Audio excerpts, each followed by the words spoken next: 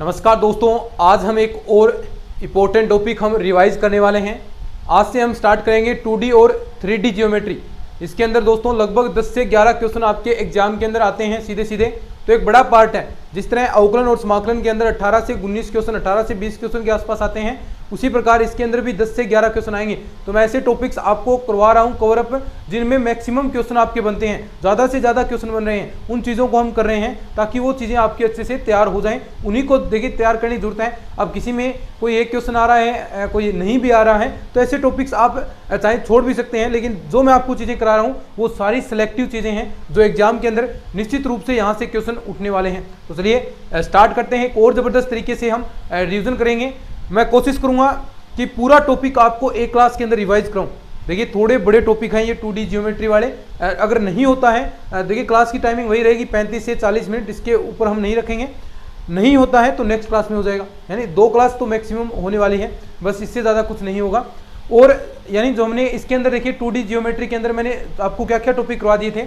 बाकी क्लासेस तो मेरे पास रिकॉर्ड थी, मैंने पैराबोला की भी क्लासेस रिकॉर्ड है, दीर्घवृत्त की भी रिकॉर्ड है, लेकिन वो डाली नहीं क्योंकि बीच में कोई आपके लिए मैंने ट्रिग्नोमेट्री स्टार्ट कर दिया, वेक्टर हमने पढ़ा था, तो इस प्रकार वो चीज़ें हो गई। कुछ बीएससी की चीज़ें आपको कराई थी, तो उस वजह से वो क्लासेस पेंडिंग में रह गई थी। फिर मैंने रिवीजन स्टार्ट कर दिया, तो वो टॉपिक आपका जो रिकॉर्ड कर रखा था वो वैसे ही था। अब हम करेंगे क्या, पहले तो मैंने 2D से रिवीजन स्टार्ट किया है, तो जो नोट्स हैं आपके पास वो पढ़ते रहेंगे। देखिए नोट्स आपको मैंने दे रखे हैं। अब उसके बाद जैसे ही यानी पॉइंट हमने कर लिया, पॉइंट करेंगे, फिर उसके बाद बिंदु पथ लोकस करेंगे, फिर उसके बाद सरल रेखा स्ट्रेट लाइन सर्किल। ये 4 टॉपिक मैं पढ़ा चुका था।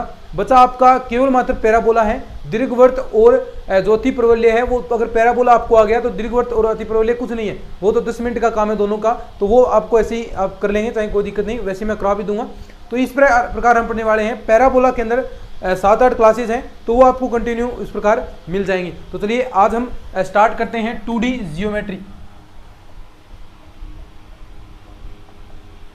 2D जियोमेट्री स्टार्ट करेंगे। 2D के केवल मात्र 2D के 6 से 7 क्वेश्चन आपके आने वाले हैं भाई, 6 से 7 क्वेश्चन अकेले 2D के। तो यानी जबरदस्त टॉपिक है। प्रत्येक टॉपिक में से एक क्वेश्चन बनेगा तो भी आपके 6-7 क्वेश्चन बन रहे हैं। पैराबोला में से तो 2 क्वेश्चन बनते हैं, तो यानी थोड़ा सा इन चीज़ों को ध्यान रखना है। तो सबसे पहले इसके अंदर हम बात करेंगे पॉइंट की, बिंदु की। और मैं कोई भी ऐसी डेफिनेशन, बिंदु की डेफिनेशन सब जानते हैं, कोई भी मैं इस प्रकार की चीज़ें नहीं लिखूंगा। सीधा जहाँ से क्वेश्चन बनता है सीधा वहाँ पर मैं आने वाला हूँ। क्या, कहाँ से क्वेश्चन बनता है, देखिए सब जानते हैं जो ध्रुवीय निर्देशांक हैं बिंदु के, ध्रुवीय निर्देशांक तथा कार्तीय निर्देशांक में संबंध।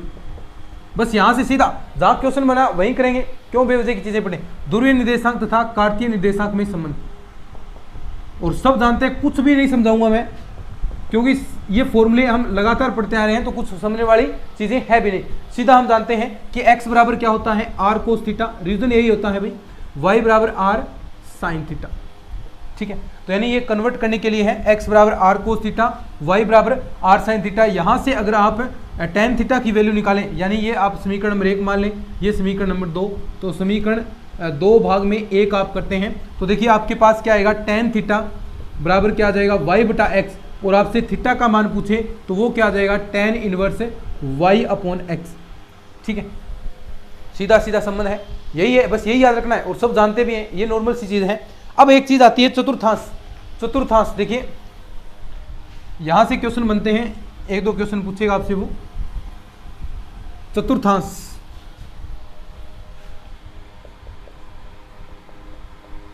चतुर्थांश या क्वाड्रेंट कह सकते हैं आप। देखिए 4 चतुर्थांश होते हैं, सब जानते हैं भाई, कुछ नहीं। अब देखो यहाँ पर दोनों ही पॉजिटिव रहेंगे, x का मान भी पॉजिटिव रहता है, y का मान भी पॉजिटिव रहता है, तो प्लस प्लस। यहाँ देखिए सेकंड में, यहाँ x का मान नेगेटिव रहेगा तो माइनस प्लस। ठीक है, यहाँ देखिए क्या रहेगा, यहाँ दोनों ही माइनस के रहेंगे, माइनस माइनस, x का मान भी माइनस, y का मान भी। यहाँ क्या रहेगा, x का मान तो प्लस, y का मान माइनस। तो यानी ये होता है 4 चतुर्थांश है, ये तीसरा चतुर्थांश, ये चौथा चतुर्थांश। यहाँ से कोणांक आपसे पूछता है, कोणांक ज्ञात करना, कोणांक ज्ञात करना आपसे पूछेगा। कोणांक देखिए, कोणांक ज्ञात करना पूछता है, तो इसके अंदर तो आपका देखिए जो कोण है वो थीटा ही रहेगा, इसके अंदर पाई माइनस का थीटा होगा, यहाँ क्या हो जाएगा, minus pi minus theta, minus pi minus का थीटा, माइनस का थीटा। ठीक है, और यहाँ क्या हो जाएगा माइनस का थीटा, यानी जो कोण आ रहे हैं, यानी आपको सबसे पहले देखना है कि कौन सा बिंदु है, तो उस हिसाब से आपको चीज़ें करनी है, उस हिसाब से आपको वैल्यूज रखनी है। तो ये सिंपल सी बातें हैं, यहाँ से क्वेश्चन नहीं बनते, लेकिन चीज़ें आप देख सकते हैं, इन चीज़ों को एक क्वेश्चन करके देख लीजिए। वैसे चीज़ें क्वेश्चन बनने वाली पॉइंट के अंदर बहुत आगे वहाँ से क्वेश्चन उठते हैं, लेकिन आप देख सकते हैं क्या कि बिंदु आपको दे रखा है, बिंदु के कार्तीय निर्देशांक, कार्तीय निर्देशांक आपको दिए हैं -1, -1, -1 दिए हैं हो, तो इसके ध्रुवीय निर्देशांक ज्ञात करो। इसके अब ध्रुवीय निर्देशांक सब जानते हैं क्या होते हैं, जानते हो ना रे? सबसे पहला तो ये ध्रुवीय निर्देशांक ज्ञात करने हैं आपको, ध्रुवीय निर्देशांक ज्ञात करो।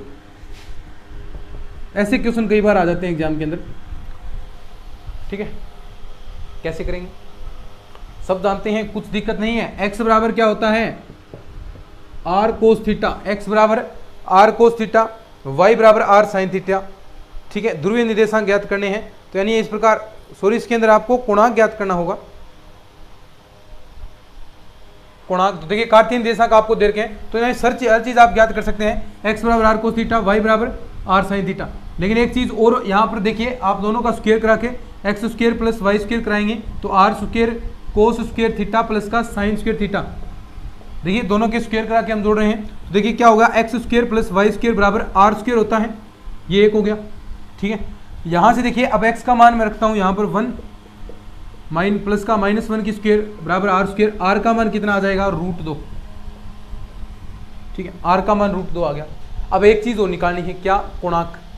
कोणांक कैसे निकालेंगे, देखिए यहाँ से हमने पढ़ा था अभी, tan थीटा बराबर क्या होता है, y बटा x होता है, tan थीटा बराबर क्या था, y बटा x, तो यानी ये मापांक के अंदर होता है, थीटा का मान निकालें, थीटा बराबर tan इनवर्स, ये मापांक होता है y अपॉन x, तो यहाँ से देखिए tan इनवर्स 1/1, यानी यहाँ पर आपके पास वैल्यू कितनी आ जाएगी, देखिए आप यहाँ से चीज़ें निकालेंगे तो कितनी वैल्यू आएगी, यहाँ पर π/4 आपके पास आएगी।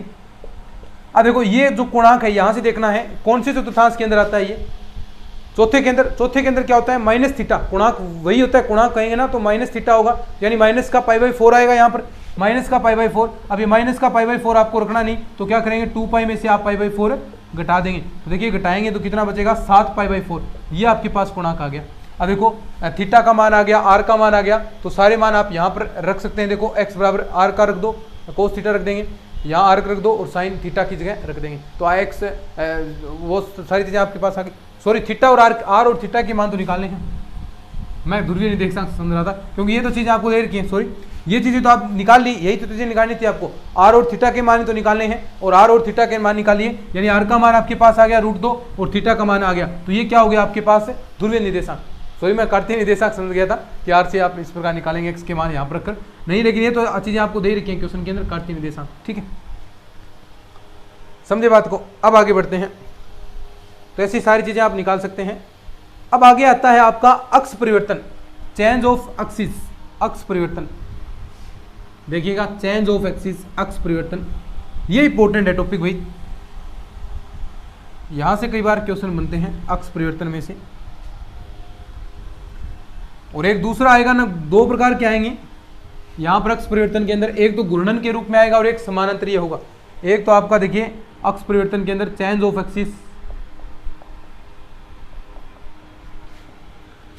चेंज ऑफ एक्सिस, एक तो आएगा समानांतरीय, यानी समांतर के रूप में आप चेंज करें हैं, ट्रांसफॉर्मेशन ऑफ एक्सिस, समानांतरीय रूपांतरण, पहला है ये समानांतरीय, एक घूर्णन आएगा, समानांतरीय रूपांतरण, एक आएगा घूर्णन आपका, तो दोनों के बारे में हम बात करेंगे, समानांतरीय रूपांतरण।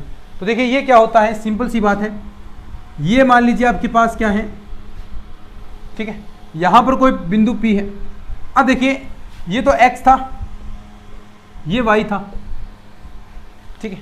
अब क्या होगा, यानी जो यहां से हम मूल बिंदु से बिंदु P की स्थिति हम ज्ञात करते हैं इस प्रकार। अब मैं देखिए इस चीज को, मूल बिंदु से इस पूरे को, देखिए यहां पर क्या है, चेंज ऑफ अक्ष परिवर्तन। अब इस मूल अक्ष है ये, इसको मैं आगे तक बढ़ा देता हूं, कहां तक, h, k तक, h कोमा k बिंदु तक ले गया। अब देखो ये पूरा है ना, इस प्रकार हम इसे पूरा का पूरा यहाँ पर चक लिया मैंने। देखो ये यहाँ पर आ गया, ये पहले यहाँ था, मैंने h कोमा k निर्देशांक तक इसको आगे खिसका दिया मैंने। अब देखो ये आपके पास क्या हो जाएगा x डैश, और ये क्या हो गया y डैश। अब देखो यहाँ से, ठीक है, ये बिंदु P है, स्थिति x कोमा y। अब चैन देखना, इक्वेशन पूछेगा आपसे कि आप h कोमा k बदल देते हैं तो इक्वेशन का समीकरण क्या होगा। अब यहाँ से देखिए ये x किसके बराबर है पूरा, ये देखिए ये निर्देशांक किसके बराबर हो गया h के, और ये किसके बराबर है k के दूरी। देखो अब यहाँ से ये इतनी दूरी क्या है h, ठीक है, और ये दूरी कितनी है x डैश, तो यानी ये x किसके बराबर हो गया x डैश प्लस का h। ऐसे ही y देखेंगे तो y डैश प्लस का k। अब यहाँ से किसी का मान निकाल सकते हैं, जो नए निर्देशांक आए उसके निकाल दीजिए। x डैश बराबर निकालेंगे तो x माइनस का h, y डैश बराबर निकालेंगे तो y माइनस का k। तो ये चीज़ आपको याद रखनी है, ये फॉर्मूले आपको याद रखने हैं। अब देखिए मूल बिंदु से हम h कोमा k पर किसी निर्देशांक को स्थानांतरित कर रहे हैं, तो स्थानांतरित करने के बाद जो नया समीकरण आएगा वहां पर आपको ये मान रखने हैं। देखो यहां से अब नया समीकरण x डैश y डैश होगा, तो वहां पर हम ये मान रख देंगे, या x की जगह जो मूल समीकरण था x की जगह वहां पर ये रख देंगे, तो आपका नए समीकरण के रूप में मान आ जाएगा। नए समीकरण के रूप में क्या आ जाएगा, मान आ जाएगा। जैसे एक क्वेश्चन आपके सामने इस प्रकार है, जैसे क्वेश्चन देखिएगा,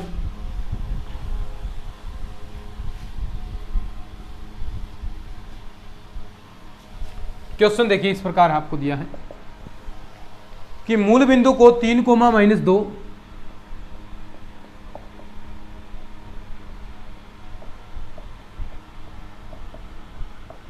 मूल बिंदु को 3 कोमा माइनस 2 पर स्थानांतरित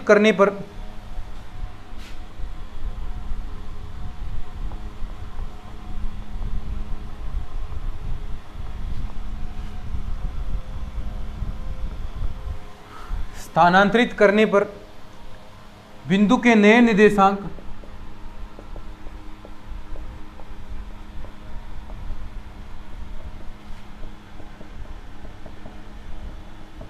बिंदु के नए निर्देशांक 5 कोमा 4 है, तब मूल निर्देशांक होंगे 5 कोमा 4 हैं, तब मूल निर्देशांक होंगे। तब क्या है, मूल निर्देशांक होंगे, बताने हैं आपको, बता दो। क्वेश्चन देखिए कितना जबरदस्त क्वेश्चन है, कितनी बेहतरीन प्रैक्टिस होगी इस क्वेश्चन से। देखिए मूल बिंदु को 3 कोमा माइनस 2, सीधा समझ में आना चाहिए चीजें। मूल बिंदु को 3 कोमा माइनस 2 पर स्थानांतरित करने पर किसका मान आ गया, h कोमा k का। h का मान कितना 3, k का मान -2, ठीक है। दूसरा चीज देखो, स्थानांतरित करने पर नए निर्देशांक कौन से थे, x डैश और y डैश, उसके मान दे दिए कि क्या दिए, देखो x डैश बराबर 5, y डैश बराबर 4 पूछा है। तब मूल निर्देशांक कौन से थे, x, यानी x वाले मूल निर्देशांक थे। तो चूंकि हम जानते हैं x बराबर क्या था, देखो x डैश प्लस का h, y बराबर क्या था, y डैश प्लस का k। रख दो मान, x डैश का मान कितना है 5, h का मान 3 है, तो ये तो 8 आ गया आपके पास। किसका मान है ये, x का। ऐसे ही y डैश प्लस का k, y डैश कितना है 4 और k का मान -2, तो ये कितना आ गया आपके पास, देखिए y का मान 2 आ गया, ठीक है। x का मान 8 आ गया, y का मान 2 आ गया, तो यही तो चीज थी 8 कोमा 2। बस बोलो,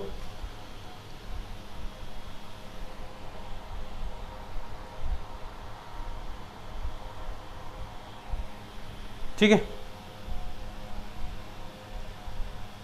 ऐसे है। अब देखिए एक क्वेश्चन और आपके सामने ऐसा रखता हूं मैं, अब समीकरण आपको निकाल कर दिखाना है, जो नया समीकरण क्या बनेगा या पुराना समीकरण जो भी पूछे आपसे वो किस प्रकार आप याद करेंगे उस चीज को सुनिएगा। देखिए इतना तो क्वेश्चन है ऐसा ही आपका, तो ये चीज समझ गए ना, बढ़िया बढ़िया क्वेश्चन है भाई, सारे के सारे देखना। क्वेश्चन दिया है आपको कि मूल बिंदु को 3 कोमा -2 पर स्थानांतरित करने पर, ये सेम है, इतना करने पर सरल रेखा, इस बार रेखा दिया आपको, सरल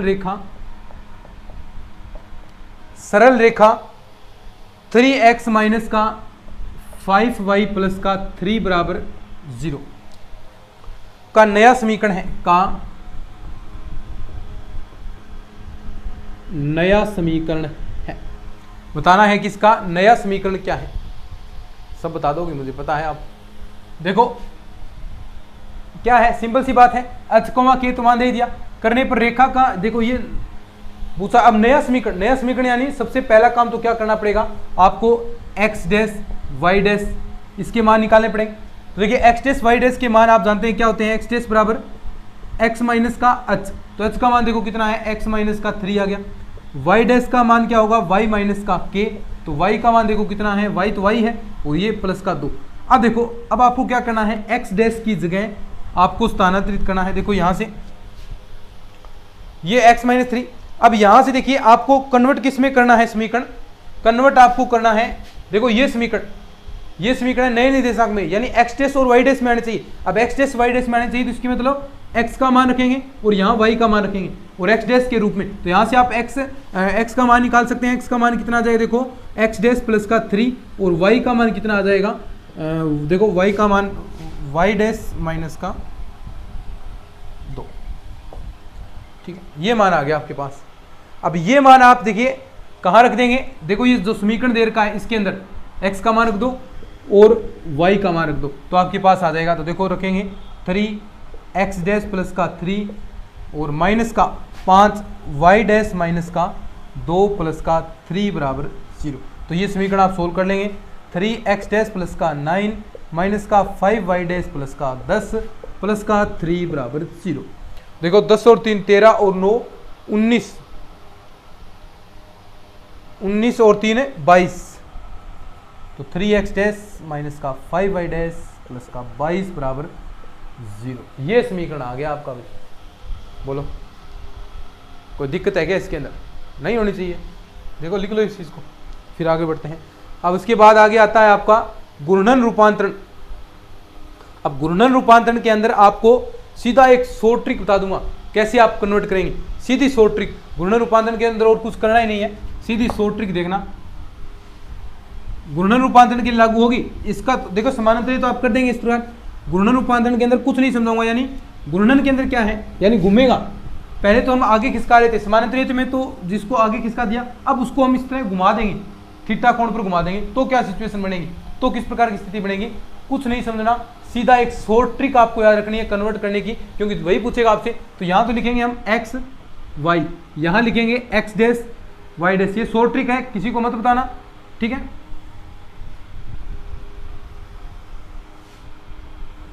अब देखो बिल्कुल 1 मिनट के अंदर क्वेश्चन आप सोल्व कर देंगे, ठीक है। अब देखो यहां पर इसके नीचे चलेंगे अपन, यहां लिखेंगे कोस थीटा माइनस का साइन थीटा। ऊपर देखो साइन थीटा नीचे, अब साइन थीटा ऊपर, कोस थीटा। बस ये सारणी याद रखनी है आपको, ये सारणी याद रखनी है, ये सारणी आपको याद रखनी है। किसके लिए है ये? गुणन रूपांतरण के लिए। किसके लिए? गुणन रूपांतरण। किसके लिए भैया? गुणन रूपांतरण के लिए, ठीक है। यानी रोटेशनल ट्रांसफॉर्मेशन आप कह सकते हैं। करेंगे क्या, जो भी आपसे कहे, यानी आपसे पूछ रहे कि जो मूल निर्देशांक है, यानी मूल निर्देशांक क्या होंगे, तो x का मान निकालना है। मान लीजिए एक्स डैश आपको दे दे, कोस थीटा यानी थीटा का मान आपको दे दे, तो आप क्या करेंगे, x का मान ज्ञात करना है। x का मान ज्ञात करेंगे इस प्रकार, देखिए ऐसे चलेंगे, x का मान ज्ञात करना है तो नीचे की ओर चलेंगे और इनको साथ में गुणा कराते हुए जोड़ते चलेंगे, नीचे की ओर चलेंगे, इनको साथ में गुणा कराते हुए जोड़ते चलेंगे। तो x का मान किसके बराबर आ जाएगा, देखिए x dash cos theta minus का y डैश साइन थीटा, पहला मान। ऐसे ही y का ज्ञात करना है तो y के नीचे वाला और इसके साथ गुणा और साथ में प्लस का, क्या हो जाएगा, इसके साथ तो गुणा, तो x dash sine theta plus का y डैश कोस थीटा। बोलो कहां दिक्कत है? ये तो आ गया। जब कौन से निकालने हैं आपको, मूल निर्देशांक। किसके लिए आया है ये? मूल निर्देशांकों के लिए। अब आपसे पूछ ले अगर जो ये नए निर्देशांक हैं एक्स डैश वाई डैश, तो कुछ नहीं, सेम वही एक्स डैश निकालना, तो इस लाइन में चलेंगे ऐसे एक्स डैश की सीध में और ऐसे गुणा कराते चलेंगे और जोड़ते चलेंगे। देखिए क्या आएगा, देखिए नए निर्देशांक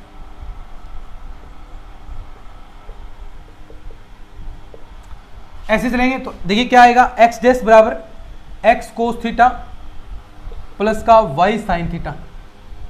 दूसरा वाई डैश का यानी ये निकालना है तो ऐसे चलेंगे और इसके साथ गुणा, तो माइनस का एक्स साइन थीटा प्लस का वाई कोस थीटा। ये किसके आगे, आपके नए निर्देशांक है। तो दोनों के मान आगे, कुछ याद नहीं रखना है आपको, यहां से कुछ भी याद नहीं रखना है, 1% भी चीजें याद नहीं रखनी है, बस ये सारणी याद रखनी है। और किस तरह गुणा करेंगे ये याद हो गई तो एक क्वेश्चन कन्फर्म आता है एग्जाम के अंदर, लगभग आ जाता है, कोई ऐसी गारंटी भी नहीं कह सकते कि आएगा, लेकिन आ जाता है कई बार क्वेश्चन इसके अंदर।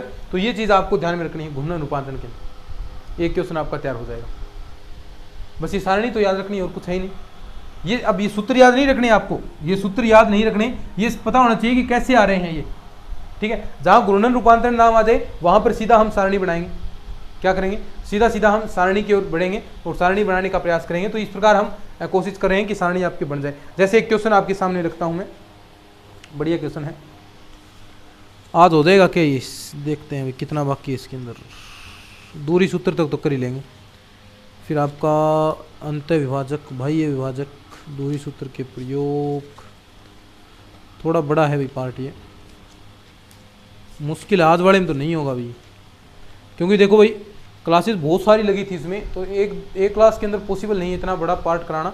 फिर देखिए बेवजह की, देखिए ऐसे तो मैं कर नहीं सकता कि फटाफट चीज़ें करवा दी, प्रैक्टिस भी करवाता हूँ, एक 2 क्वेश्चन आपको टॉपिक भी समझाता हूँ, तो थोड़ा सा इसके अंदर चीज़ें हम टाइम लगाते हैं। और क्लास अपनी इतनी ही होगी 30-35 मिनट के बीच में, उससे बड़ी हम क्लास रखेंगे ही नहीं। 2 क्लास डाल सकता हूँ दिन में, चिंता नहीं करें आप, लेकिन जो जितना वादा किया आपके लिए 100 क्वेश्चन का लगभग, तो वो तो चीज़ करवा कर ही रहूँगा मैं, ठीक है। रिविजन करवा रहा हूँ, कोर्स तो हमने पहले ही कर लिया है, रिवीजन हम कर रहे हैं, कोर्स तो हम पहले कर चुके हैं। जितना हमें लगभग मैंने कहा था 130-135 क्वेश्चन के आसपास आपको काम कराऊंगा, तो 135 क्वेश्चन आपके बिल्कुल अच्छे तरीके से कंप्लीट हैं। और जो रह गए थे टॉपिक वो अब मैं यहाँ पर रिवीजन में करा रहा हूँ। कई जो टॉपिक रह गए थे, जैसे आपका स्टैटिक्स प्रोबेबिलिटी, वो यहाँ पर करा देंगे।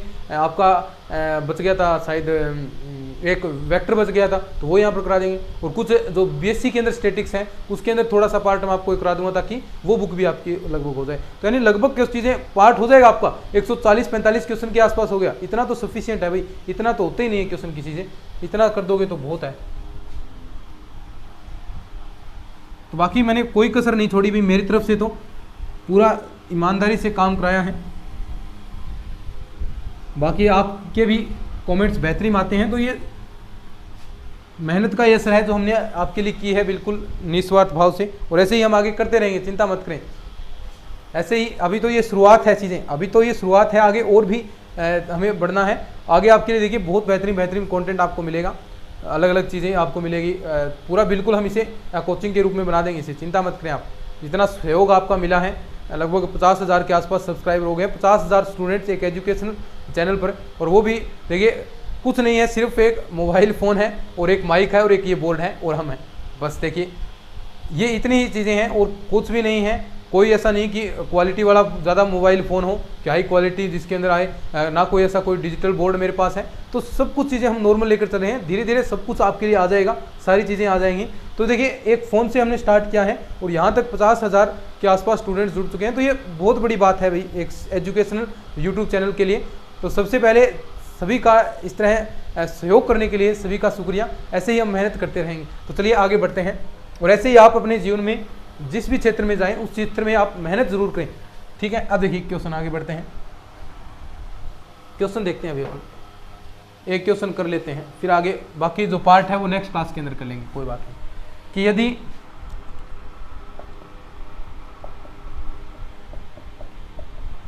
निर्देशीय अक्षों को 45 डिग्री कोण घुमा दें, निर्देशीय अक्षों को 45 डिग्री कोण घुमा दें, निर्देशीय अक्षों को 45 डिग्री कोण घुमा दें, तब बिंदु के नए निर्देशांक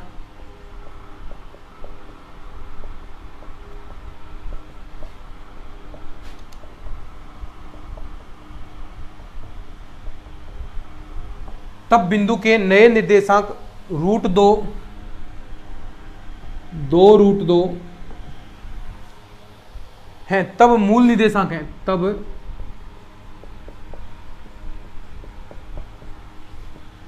मूल निर्देशांक हैं। तब आपके मूल निर्देशांक हैं। वही सारणी बनानी है, देखो घूर्णन घुमाया है, ये चीज़ ध्यान में रखना, 45 डिग्री कोण घुमाया है, तो यानी अब मुझके मूल निर्देशांक निकालने हैं। तो देखिए यहाँ पर हम सारणी बनाते हैं X Y, X dash Y dash, इसके सीध में क्या लिखेंगे बताओ, कोस थीटा, कोस यानी 45 डिग्री घुमाया तो 1/√2 सीधा मान रख दो ताकि आसानी हो जाए। नीचे देखो साइन 45 आएगा तो साइन 45 माइनस का आता है 1/√2, ऐसा ही देखो ऊपर भी साइन 45 तो यानी यहाँ भी 1/√2, और यहाँ कितना आएगा देखो वही 1/√2 आएगा, क्योंकि दोनों के सभी के मान 45 डिग्री हैं तो एक जैसा ही सभी रिजल्ट देंगे। ठीक है, अब देखो ध्यान से, इसके मान भी दे रखे नए निर्देशांक यानी एक्स डैश और वाई डैश, तो यहाँ पर मैं सीधे मान रखूंगा। अब देखो एक्स डैश और वाई डैश के सीधे सीधे यहाँ पर मान रखूंगा, तो ये कितने हैं √2 और ये है 2√2। ठीक है, अब यहाँ से गुणा करा दूंगा मैं, जो निकालना है मुझे, क्या निकालना है देखो, ये एक्स का मान निकालना है, एक्स का मान निकालेंगे तो इस तरह बढ़ेंगे ना, जोड़ते चलेंगे और गुणा कराते चलेंगे। तो एक्स का मान देखिए क्या आएगा आपके पास, √2 × 1/√2 माइनस का 2√2 × 1/√2, तो 1/√2 से 1/√2 यहाँ से ये कैंसिल, तो x का मान देखिए 1 - 2 यानी माइनस का 1 आपके पास आ गया। बोलो किसी को कोई दिक्कत नहीं है। दूसरी चीज y का मान निकालना है, y का, तो y का कैसे निकालेंगे देखो, इस तरह नीचे बढ़ेंगे, इसका देखो इसके साथ पहले तो y का मान निकलेगा तो 1/√2 × 1/√2 प्लस का इसका इसके साथ तो 2√2 इंटू में 1/√2, तो इससे ये कैंसिल हो गया, इससे ये कैंसिल हो गया, y का मान कितना आ गया 3 आ गया। देखिए x और y के मान आपके पास आ गए हैं, यहाँ पर देखिए तो बिंदु क्या आ गया आपके पास -1 और 3, तो ये आपके हैं मूल निर्देशांक, क्या है मूल निर्देशांक है, ये आपके क्या है भाई मूल निर्देशांक। बाकी तो सेम टू सेम वही चीज़ें हैं। इसके बाद देखिए दूरी सूत्र हम बात करते हैं आपका, बाकी चीज़ें हम नेक्स्ट क्लास के अंदर करेंगे। दूरी सूत्र सब जानते हैं, कोई दिक्कत नहीं दूरी सूत्र के अंदर। तो दूरी सूत्र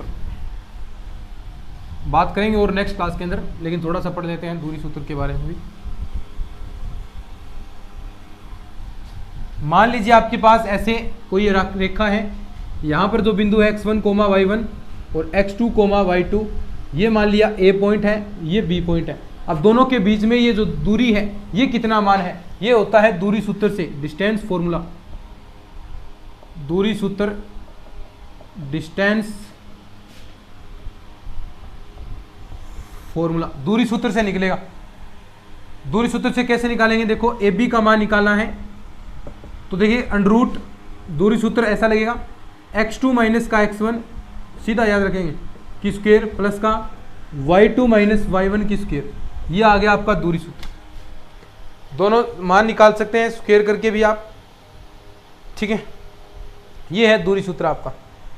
तो यहाँ से बहुत सारे क्वेश्चन भी आपके बनते हैं कि दो बिंदुओं के मध्य दूरी आपको ऐसा पॉइंट दे दें कि 5,3 8,4 के मध्य की दूरी, तो कैसे निकालेंगे x2 - x1, तो 8 - 5 की स्क्वायर हो गया प्लस का 4 - 3 की स्क्वायर, 4 - 3 की स्क्वायर, अंडररूट है ये। देखिए 8 - 5 यानी 3 बच गया, 3 की स्क्वायर 9, यहाँ बच गया 1 यानी ये आ गया अंडररूट 10, ये आपके पास दूरी आ गई। कितनी आ गई अंडररूट 10 आपके पास दूरी सूत्र से दूरी आई है। तो ये डिस्टेंस फॉर्मूला है। आगे और भी हम डिस्टेंस फॉर्मूला के बारे में बात करेंगे। ध्रुवीय रूप में r, थीटा हो तब आप कैसे निकालेंगे दो बिंदुओं के मध्य, तो वो हम करेंगे अपनी अगली क्लास के अंदर। अगर ये लेक्चर आपको अच्छा लगा है तो इसको शेयर जरूर कर देना, चैनल को भी सब्सक्राइब कर लेना। मिलते हैं इस तरह की और नई क्लास के साथ, तब तक के लिए धन्यवाद। जय हिंद, जय भारत।